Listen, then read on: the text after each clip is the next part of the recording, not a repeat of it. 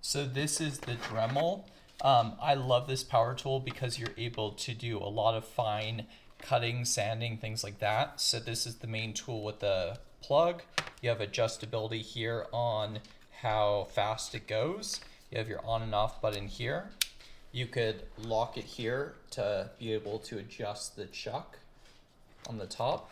And then included in the box comes this, which has, these guys out of the way, which has some basic Dremel parts, has a little wrench to be able to adjust the chuck, has a few cutting, sanding discs, things like that. They also make a bunch of add-ons that you could do, so you can add some additional components, different discs, different sanders, quick releases like this.